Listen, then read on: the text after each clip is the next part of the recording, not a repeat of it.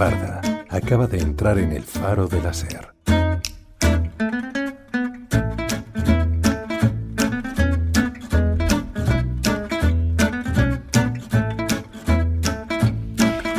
Muy buenas noches. ¿Qué seudónimo vas a querer que utilicemos en los primeros minutos de esta conversación? Ami. Ami. ¿Cómo suena? Comenzamos siempre esta entrevista preguntando a nuestros invitados e invitadas su relación con el mar. ¿Cuál es la tuya? Mi relación es casi el infinito, que es una palabra que hasta temo.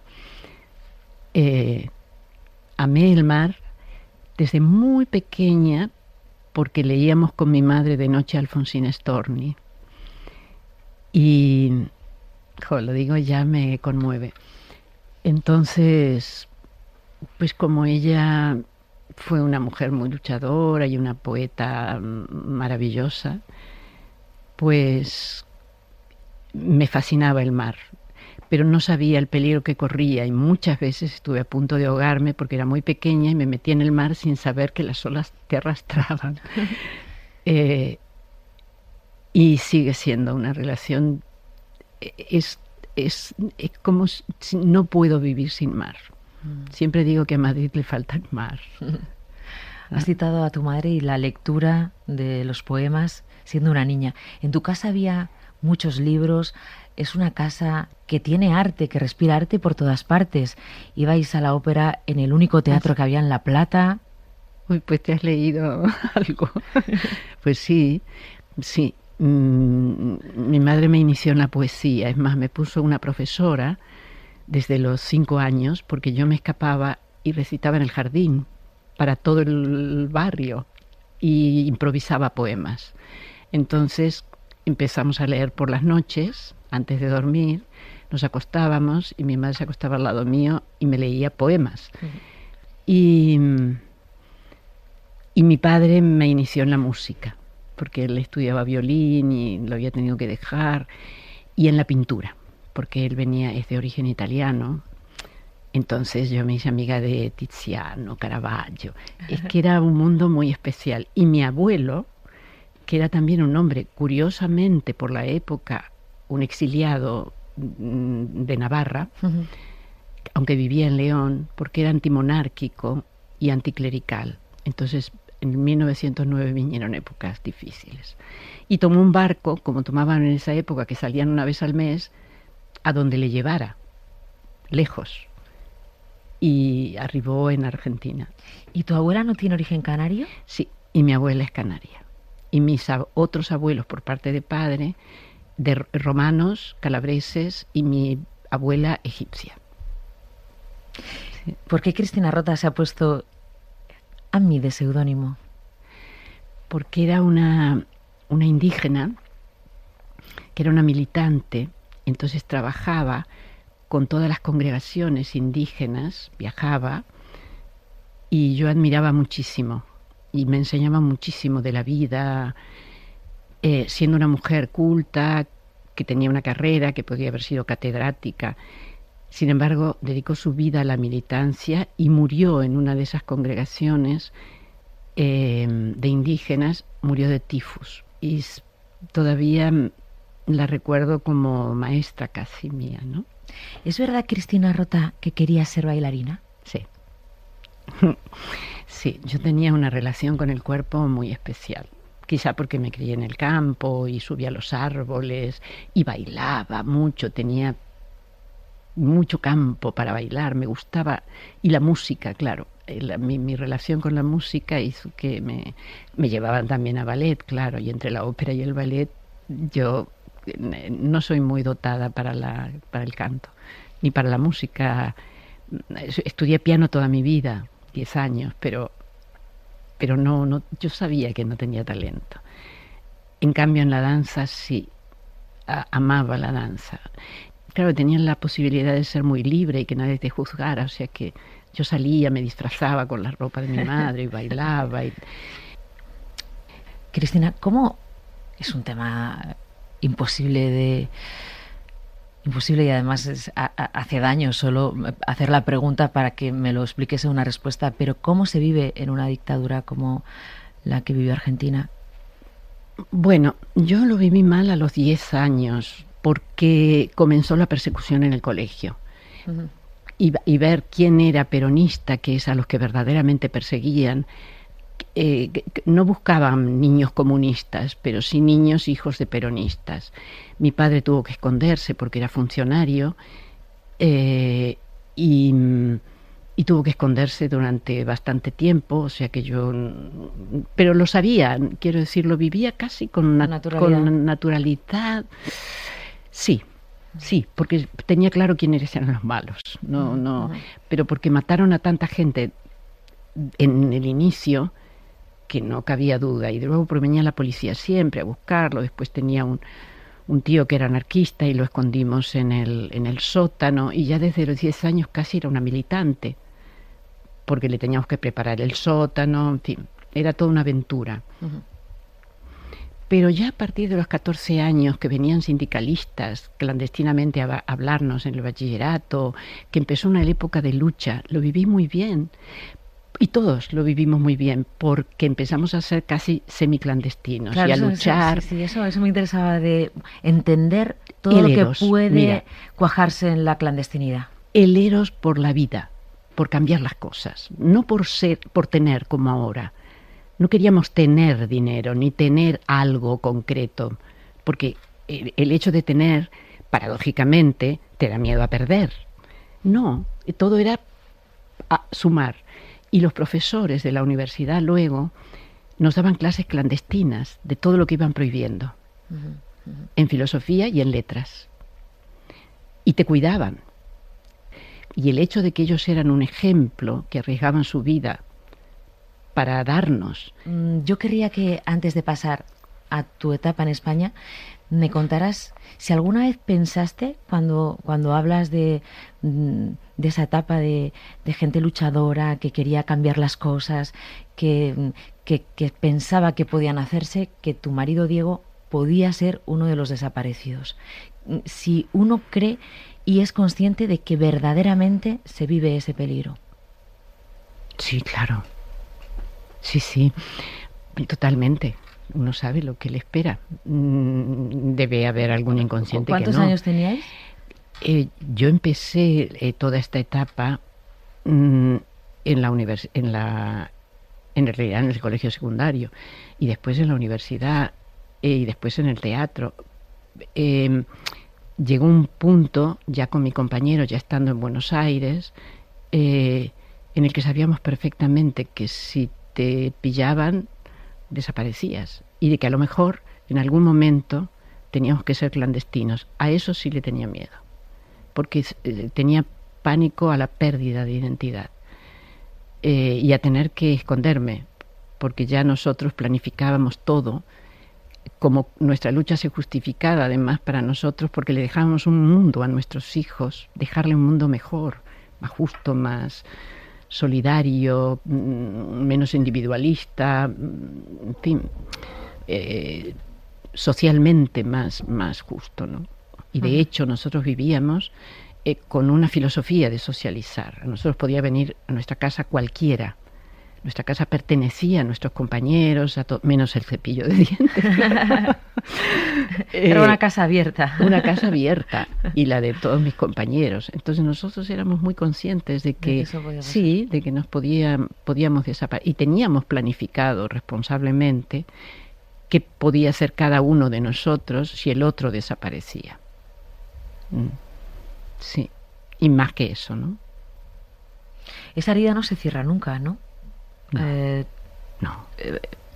No, es que es imposible. ¿Sabes qué pasa? Se puede cerrar cuando alguien tiene una categoría o identidad clara. ¿Estás vivo o estás muerto? Muere, vives el duelo, le ves o no le ves, pero ha muerto de cáncer, de esto, de aquello, lo pisó un camión. Pero esa tercera identidad, que es estar desaparecido, siempre esperas encontrarlo a la vuelta de la esquina, siempre encuentras a alguien que se le parece. Pero por otro lado, para mis hijos también, y para mí no es una herida que se cierre. Y a pesar de que en Argentina nos han dado la posibilidad de encarcelar, con lo cual ya hay un principio de identidad. Por lo menos no sé dónde está enterrado, no sé en qué parte, en qué mar lo han tirado o en qué río, pero sí sé que está reconocido ya por los victimarios y que la sociedad reconoce al victimario. Eso a mí me ha ayudado muchísimo. Llegó tan tarde, pero por lo menos llegó, y para mis hijos también. Por la blanda arena que lame el mar, su pequeña huella no vuelve más. Un sendero solo de pena y silencio llegó hasta el agua profunda. Un sendero solo de penas mudas llegó hasta la espuma. Sabe Dios qué angustia te acompañó, qué dolores viejos cayó tu voz, para recostarte arrullada en el canto de las caracolas marinas. La canción que canta en el fondo oscuro del mar, la caracola. Te vas, Alfonsina, con tu soledad, ¿qué poemas nuevos fuiste a buscar? Una voz antigua de viento y de sal te requiebra el alma y te está llamando, y te vas hacia allá como en sueños, dormida Alfonsina, vestida de mar. Cristina Rota es una auténtica referencia en este país, en el mundo de la interpretación.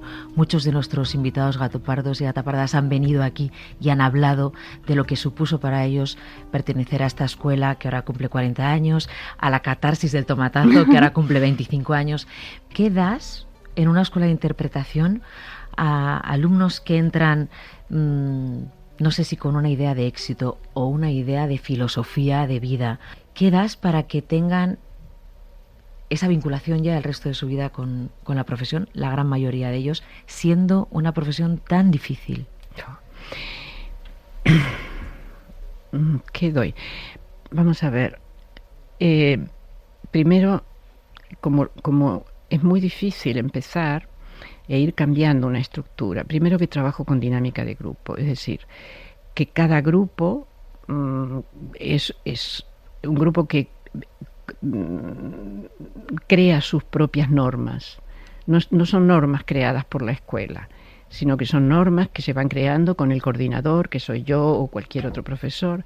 Son normas que se van creando en el grupo para saber trabajar grupalmente, para saber que pertenezco primero a una pequeña sociedad y luego ya ir comprometiendo y verse los unos a los otros. Entonces, dentro de ese grupo voy creando equipos de trabajo. Uno lee en Lorca, vale, tal. Otro lee en Molière, otro lee, y analizan en grupo.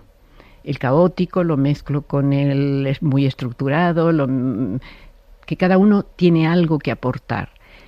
Cuidado, el yo lo necesito, y bien estructurado para poder distanciarme de él y poder jugar. El actor necesita saber bien quién es. Y luego vamos emparentándolo con sus raíces.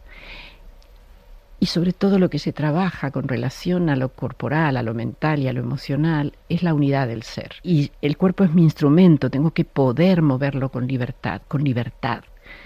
Y está relacionado con la sensualidad de comer, de ver al otro, que es un acto sensual, de todo mi movimiento.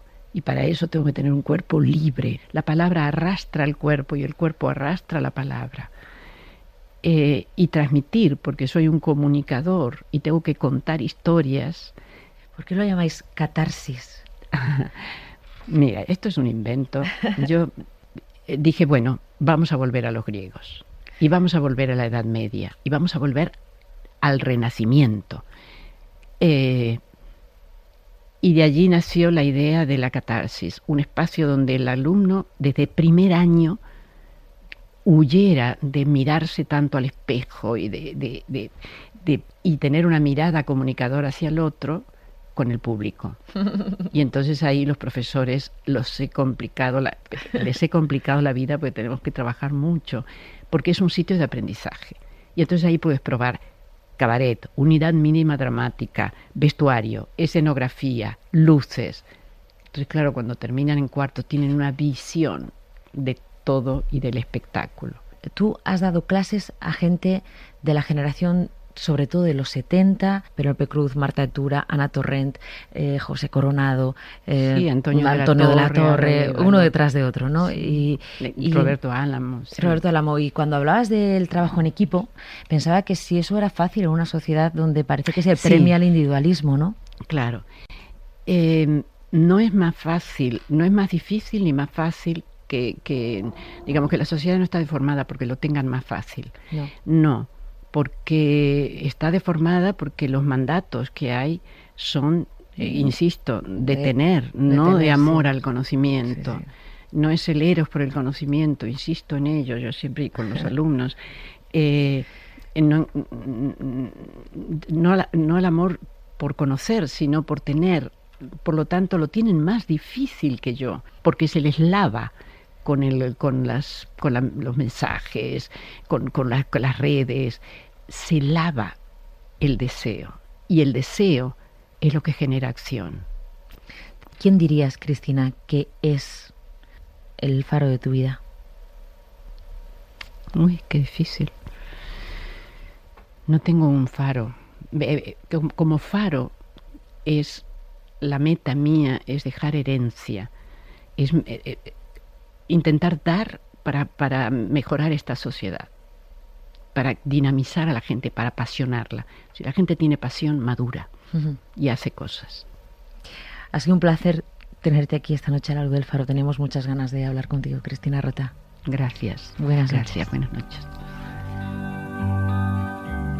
Tantas veces me mataron, tantas veces me morí, sin embargo estoy aquí resucitando.